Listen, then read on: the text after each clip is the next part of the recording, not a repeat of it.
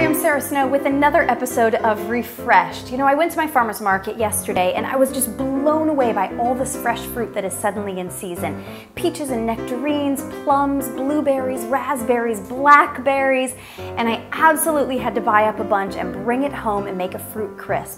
So here is the Busy Chef's Plum and Berry Crisp.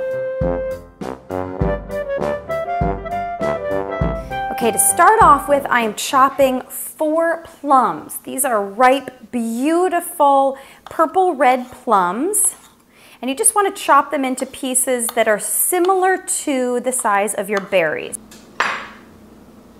Okay, I've got all my beautiful plums here. I'm going to grease the bottom of my baking dish. You want to use an 8-inch baking dish. Square or round will work fine.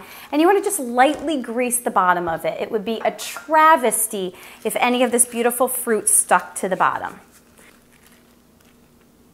Now I'm pouring in my plums. Again, this is 4 chopped plums.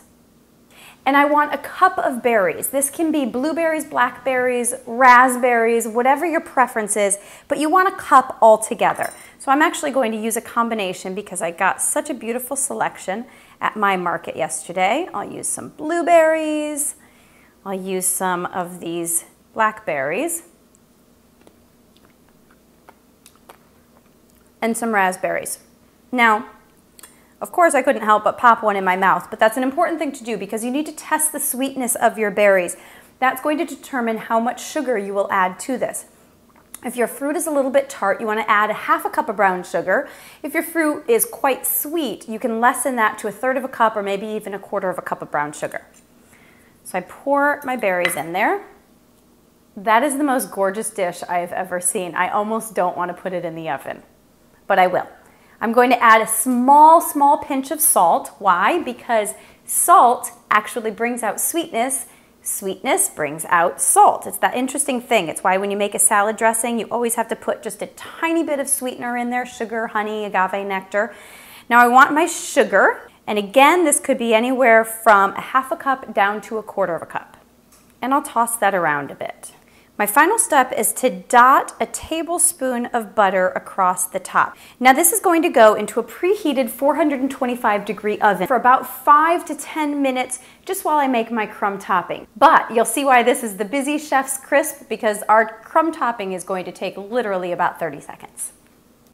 I could make a crisp topping using a mixture of oats, flour, sugar, salt, butter. That's the typical crisp topping. And that doesn't take much more than about 5 minutes to make. But I am making the Busy Chef's version of this. So I happen to have these fabulous cookies that were already sitting in my refrigerator. These are from a company called Chunky Dunkies. These are delicious. They're raw vegan cookies. So they're quite healthy, they're quite delicious, and I already had them on hand. And because of that, I'm just going to crumble them down, and this will be my topping. A lot of different kinds of cookies would work. Oatmeal cookies would work, graham crackers, snickerdoodles. Look in your pantry. I bet you have something that you could use as a crisp topping so that you too can make a fresh farmer's market crisp tonight. All right, measuring this out and remembering that I need about 1.5 cups. Okay, after 10 minutes, I'm pulling this beautiful crisp out of the oven. I'm going to add the topping onto it and then pop it back in the oven.